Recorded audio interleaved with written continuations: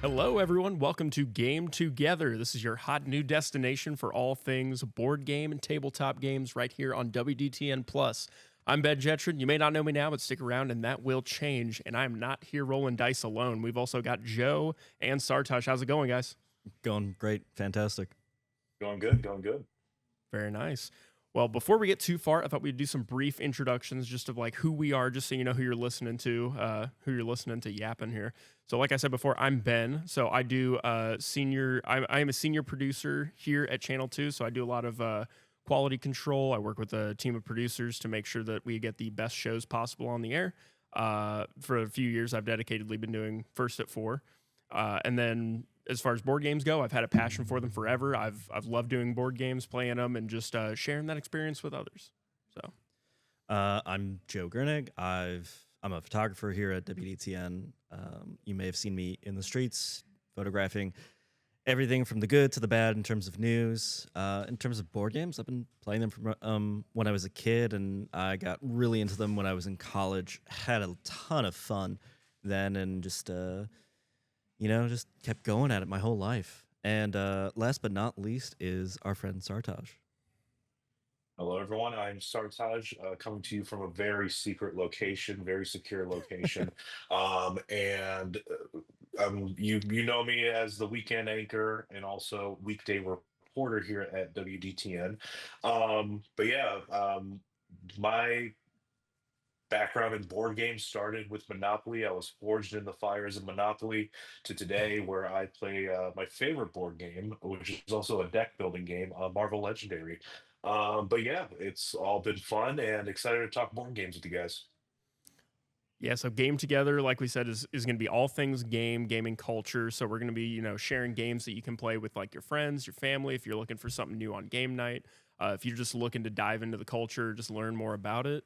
We're also going to have, local game companies, stores, maybe little hidden gems in the gem city, just stuff you can find here in the Miami Valley. So so Sartaj was kind of talking about his favorite, like what his favorite game is right now. Joe, what would you say yours is right now? Or a game that you just love to play? A game I love to play is actually from the Valyria series. It's from a company called Daily Magic Games. They have a ton in this universe. I call it not the cinematic universe, but the board game universe. They're all under this IP of Valyria. It's very hardcore medieval type universe of board games. One of my favorites is called Thrones of Valyria. It's a trick type taking game. All the cards have special powers. I think it's super fun. It's a great refresh on that genre. And in general, all of the games in Valyria, I love them a lot, and they all feel super unique but connected to each other in fantastic ways. And then Sartaj, you were talking about Marvel games. So we have fantasy, we have superheroes. Yeah, Marvel Legendary has been a game that I've played I want to say. Actually, I think when it was first released, I think that's when I first got onto it. My best friend introduced me to it, and from there on, I bought my own copies. I'm a little behind on the expansions, but it's a really fun tabletop game. As you can guess, it has all Marvel characters, all Marvel properties in it. And it's a deck building game, and it's a very cooperative game too. I'm a big fan of cooperative board games. I'm okay with facing, against other players, but cooperative board games are my big thing. And you're just cooperating, facing the villains. You have like a scheme that he's trying to do. You're trying to thwart and stuff. Nice. But no, it's a very, very fun board game, deck building game. I've been playing since launch, and like I said, I'm a bit behind on the expansions, but it's very fun if you like superheroes and working together to defeat the big bad, basically. Yeah, I love the collaborative types of games. As far as like if I had to throw a game out that I really enjoy, so I love doing miniatures. I love miniature painting. We'll see a little bit of it in just in what we have coming up in just a second. But we have so I love to do like miniature games with those. So like I have a game that I play. So we go sci-fi now. I have a Star Wars Legion is a game I love to play, which is basically like the Napoleonic War game that you've seen maybe in like movies where they have like a big table of like a map, and then they've got little guys, you push them around and roll the dice and do stuff. But that's my cup of tea anyway. But I love all sorts of games, and actually that is honestly the perfect reason as to why, we're all here is because everyone loves games. And what bigger place could you go to in Ohio that that collects all these people for games than what we're going to talk about today, or at least in this first half of what we got for you today, which is Origins Game Fair, which is the Origins Game Fair. Yeah, that's one of the biggest, if not the biggest, gaming convention that's in Ohio. Yeah, it's funny that you say that. Origins has been going on for like 50 years now. I went there back in 2019. I got to go again this time, as an actual journalist, as media, getting to see some of the, not necessarily behind the scenes, but actually getting to do it for work and have fun doing it as well. It was a really tough day because it's a bigger convention center. It's the Greater Columbus Convention Center. I think it's either just outside of downtown or right near downtown Columbus. They take up like majority of the space there, so it's a lot of walking. I bet they have 410 vendors there or something like that. So it's that's your exhibitors, that's your people selling board games, making board games. That's actual board game stores. That's artist alleys, retailers, bookstores, authors, all of that stuff, all packed in that room, along with an entire space just for people to actually sit down, play board games with other people, and have fun doing so. But this year, numbers were up. Sartaj, tell me about those numbers. Yeah, that's right. Numbers attendance was just a little short of 20,000, 19,171, which is actually up 8% from last year. Their schedule events too, 7,810, up 27% from last year. And then exhibitors, as you mentioned before, from whole bunch all across Ohio, 410, 26% up from last year. So that really just goes to show that this industry is really growing. And Ben, you mentioned that this is the largest board game convention gathering, in Ohio. basically, Yeah. convention in Ohio. And that's really, encouraging just to see that it's continuing to grow, continuing to draw these people to come in and really just have fun for not only you and your friends, but the whole family as well. Well, yeah, Joe, I was going to say, so Joe, you actually got to see some of these people and actually get to talk to them. So let's take us into that. Yeah, I did. Take us into your journey. I did. I took a little journey through it, and you'll get to meet some of the fun people I got to meet, and really just enjoy that whole experience. And one of the things that we do is we do a consumer show called Origins, which is this show. We are the hobby games mostly, which, like you mentioned, like Catan, Gloomhaven, they're more modern, they're more complicated, they're more strategy-based, a lot of them are. But it's a lot of fun, just different kind of fun. Origins is definitely like one of those like core conventions. It's like all about gaming, and has so much to offer. Origins is the first convention I did with Dolphin Hat, with Taco Cat Goat Cheese Pizza. But to be smack dab in the middle is great. The Dayton gaming community is great. It really offered like a great kind of launch for me and my business. And we do advocacy work on behalf of our members. I was in DC last week lobbying against tariffs. Tariffs are hurting our industry. People are importing games from China and other countries. We do educational work, how to design a game, how to bring it to market, how to sell it in your store, how to work with a publisher, how to work with IPs. We do those kind of things as well. And we do a lot of public awareness about what the gaming industry is, what the hobby is, and how you get involved as a game designer or as a retailer. And I think the reality is a lot of people kind of crave fun, closeness, family time, little time putting the phone away. Just the moment, see people playing and having fun. I was walking here a few minutes ago, and we have a paint and take area, so you get a free miniature, you get to paint it, take it home with you. Well, we come every year.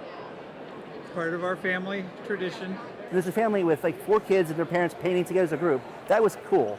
And we'll run demos for people who've already bought the game, right? And they just want to hang out and play the game, their favorite game. A rewarding part of this that was not really expected. I knew it was going to happen, that we're going to see the same people again. But I didn't think it would be kind of almost like a reunion. No, I never thought so. I can't believe I'm here, but it's a lot of fun. I mean, I've always loved board games, and just people are so creative, and there's so many different types of games that it really makes you exercise different muscles in your brain. So it's a lot of fun. I used to play an old slapjack game called ERS, and I was replacing some of the numbers with emojis because I had made an emoji game just before this one. And the first one I saw was the taco, and I was like, oh gosh, what if I replace the 2 with the taco? And then just kind of cascaded from there. My first set that I ever got was a plastic it looked like frosted glass set. And so when we started making dice, I was like, let's figure it out. Let's figure out how to do that. So it's a glass that we use like an acid etching to sort of make that frosted effect, to create that sort of sea glass line. Then we have like special fonts that we use. It was around park number 23, which is Olympic National Park, where I was just like, oh, all these parks are so different, so unique, but there's a lot of common themes and different things that you can kind of work together. So I was like, I think there's a game here. And Chinese Mahjong is one of my favorite games, so I think it kind of just naturally felt like a fit to do something like that. I used to play a very similar game to this back when I was a kid. It was a game that was only published once from TSR. They're out of business. They're gone. I used to play it with my family all the time as a kid, and when I got older and I had my own kids, I wanted to play the game with them. I went back to the farmhouse, opened up the old copy of the game, and it was all moldy and nasty and destroyed. And so I couldn't. So I said, well, I'm not going to give up. I would like to play this game with my kids. So I set out to make my own board.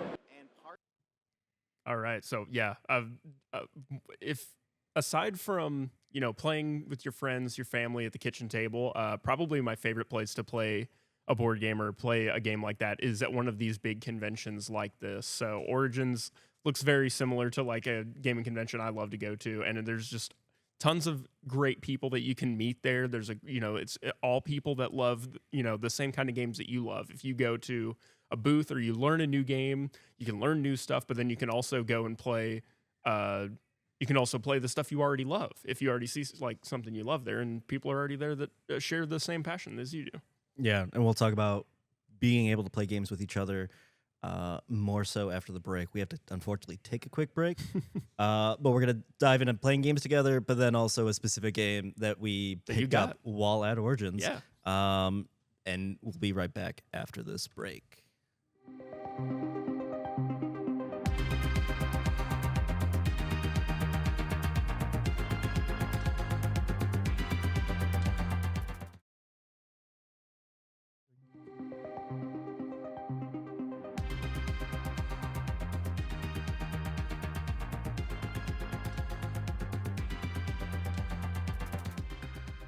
Welcome back to Game Together. We were all just talking about Origins Game Fair right before the break, and we were just talking about like what it's like to go to one of these conventions. For some people, it can be a little overwhelming at first, but I think once you're actually like looking at when you're there and you're surrounded by all these people that love the same games that you do, and you're actually at these events, I think it's just really cool. It's just a really awesome experience to be at. Yeah. We got video rolling of just everything that's going on. Like there's the paint and take stuff. You mentioned that you have a friend who actually did this Juggernaut. Yeah, that one that was on the screen there. Yeah, but then this is also a passion hobby of mine as well, just to do painting. Sartaj, you've been to events like this. Yeah, I've been to a lot of events like this, and it's good just to see the social aspect. I think that's one thing that gets lost a lot of times when we're talking about board games and people coming together.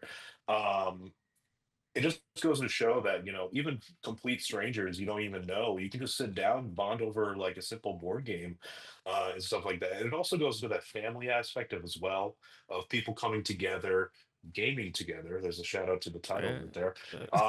Just really coming together and just participating in a game, forgetting everything that's happening around you, forgetting everything that's happening in the world, and just enjoying that aspect of it. So I think like a lot of times we forget about that social aspect when it comes to board games. It's more than just people coming together, and just playing a game, being a little nerdy and stuff like that. No, it's also that social aspect of it too. And I'm pretty sure at Origins you saw that when you were there, Joe, again and again, people just coming together, having fun. I think in the package too, we heard people like laughing, smiling, having a good time together in the background. And I think that really just goes to show, how social and how coming together board games can be. Yeah, I saw a ton of that. They have tournaments always happening. There's Magic and Yu-Gi-Oh! There's a game called Crokinole where you're basically like sliding discs to each other. It's always that social aspect. I think it was like 6,000 games were checked out from that public gaming library that people could enjoy. 6,000 games. That's a lot of games. Yeah, I have like A lot of games. I have maybe like 20 games at home, which is still a lot of games to say and hear. But to hear 6,000 games in a 4-day span is crazy. And I know we're going to talk about one specific game that we picked up while we were there, but just the idea of people getting to be together, having fun, and just enjoying each other's space. Yeah, I was gonna say So we narrow down from 6,600 to 1. To 1. Where we're going to talk about a game that you picked up at Origins, which was Sage Stones. Yes. So you actually got to talk to the creator and everything. You have it with you. Yep. Sage Stones right here. This is the portable version. It's in this lovely lavender color. The creator said it needs to be a purple version. He has other versions. There's other colors and stuff, and he has multiple versions. All of them are very different, and they're all beautiful and lovely, in my opinion. But so what is this game? Like we've talked about like different, there's different levels of like games that you can get into. So there's stuff that's like really quick, easy to play. There's stuff that's like, say Monopoly or say like Catan, which is like you're going to be here for hours. And maybe there's a lot of rules involved, but this seemed like it was pretty easy. Yeah, this was super easy. I'd say it's as easy as checkers to learn, but as hard as chess to master. It's one of those games where it's super easy to pick up. Because I mean, like when I learned how to play it, we played a quick game of it in 10 minutes, and that included rule time as well. And when people often think rules with board games, you're gonna sit there for like 50 minutes learning how to play a 10-minute game. Just like reading the instructions and but this was you walked me through this game. We were able to play in a matter of minutes, and we were ready to go. So it's kind of like rolling the dice and playing playing stones down on your board to try and like manipulate getting all of you're trying to get all your stones on the board. Is that right? Yeah. So the base of it is you're trying to get stones. You can see these guys, they're questioning like, oh, if I do this thing, if I do that thing, is that gonna work? And it's very much a game of like, you just put stones on a board, you roll dice to see where you're gonna put them on the board. It's numbers 3 through 9. The dice are 1, 2, and 3. They call them 3-sided dice. And there's a couple of different versions of it where you can have these stones.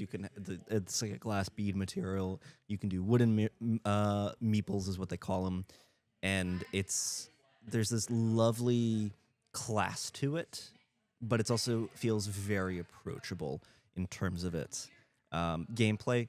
Super fast, super fun, but in terms of the materials, like I said, the materials feel fantastic, but I'd rather let Ted talk about it himself. Because there was 2 different boards. There's like the leather, the leather case that you have, and then there's this wood board that you actually see on your screen right now. Yeah, this is the gameplay we had done that we did in 10 minutes. I sped it up so it's easier to see. But this is the wood board. This is the sky board, as he calls it. There's a price difference. We'll get to that in a moment. Because we're hand making these boards, there's only so many we can sell. We are quickly approaching a point where we basically have to raise the price because we can't make them fast enough. The scrolls are the thing that we can scale up. We can just tell the factory just make some more, you know what I mean? And they keep coming as fast as we can sell them. The boards, not so much, but the boards are the thing that we're really proud of. It's the thing that does bring people to the booth and talks to us, and it is the thing that when I play at home, that's what I use. I use the boards. The scrolls, and I say that I use the board at home. We do have the travel scroll. We actually were playing it at the rental just last night, our copy of the scroll. So we do use the scroll too when we're traveling. It is actually a pleasant surprise that a lot of people actually buy both because they want the board for at home, but then they want to be able to take the game to their friend's house. So it's kind of worked out. I don't know. They're both kind of equal footing, I guess you could say. It's talking about the price. Price is not cheap.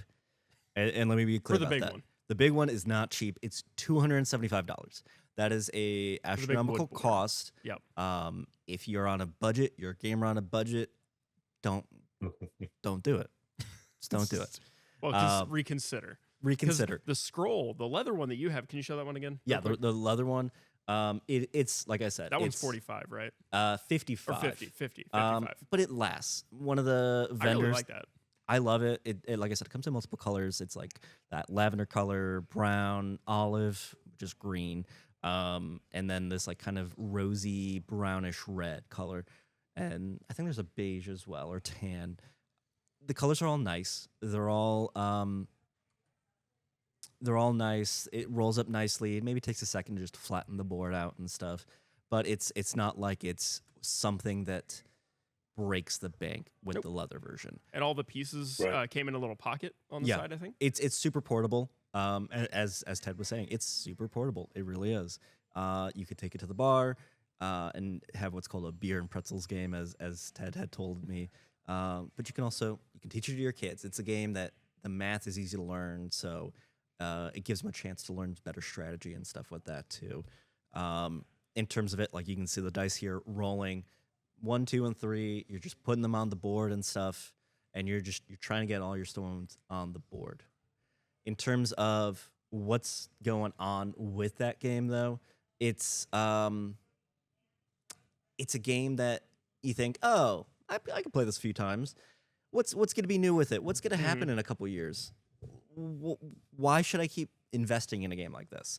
And I'll tell you about what he has planned in the future as well. Planning on continuing to do Sage Stones. We have an expansion that we're planning that's going to actually be a deck of cards, and you draw a card and it changes one of the elements of the rules of the game. So you get like a different version of the game based on what card you draw. So we're hoping to release that in the coming months. We just released a set of meeples that are themed to match our sky boards. So we're going to keep expanding that. So each new version of the board we come out with, we're going to have a new meeple pack to kind of like spruce it up. And then we're also looking at trying to do some like stone dice. Stone dice sound cool. Stone dice sound Stone super dice, cool. yeah. That's gonna be a lot heavier, to transport everywhere. But no, I mean everything hearing about that, about the game, the portability, the sustainability. I think a lot of times we forget about preservation when it comes to board games. And you were mentioning that the leather board and even the wood board itself, it's made to last. And that's really important, I think, in general. And one thing you also mentioned is the ease of play. I know a lot of people. I think Ben, you mentioned this earlier. A lot of people get hesitant to start a new board game. They're like, "Oh, I have to block out 50 minutes of my day in order to learn how to play this game." This one, you just pick it up, 10 minutes at most, and then you're ready to play. And then I like that they're expanding on it too. That's a good thing too. You want to keep the game fresh. You want to keep it um, new per se. But no, I mean that's really good. But yeah, the stone dice, that's very interesting. Very interesting. It's going to make everything heavier, but that's the one thing. If you really want to go for immersion, that's for sure. The formula seems like it could be timeless, but then for them to add stuff to it is really cool. So I kind of love that he's turned this into like an evolving thing. Like because he said in the video before that it was like he found it and then it was like rotted or something, and it was like falling apart. And he was like, "Well, I'm gonna make it again. Like I'm gonna make my version of it." And I like that he's done that.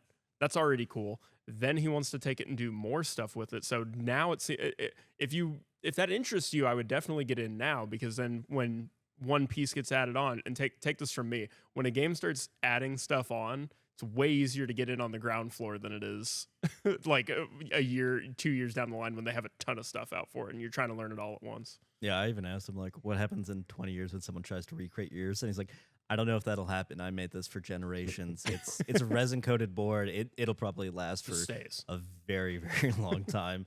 So I guess $275 might be a good investment at that point then. But I'm going to stick with my $50 board, I think. I do love that case. I love the case a lot. It's very really nice. enjoyable. It's fun. But in terms of actual back to Origins in general, because we're almost out of time. Yes, Origins happened already, but it's back every year. 51 years happening next year. Ben, when is Origins happening again? If you want to go, June 17th through the 21st in 2026 in Columbus. So definitely check all your socials, watch online for that, and check those out. But anyway, for us at Game Together, that's pretty much going to wrap it up for us. We'll talk more games next time. I'm Ben. We got Joe, Sartaj. We're all happy to be talking games with you. You can check our emails and stuff for that we've had on our lowers this time for if you want to contact us with a game. But otherwise, we'll see you next time.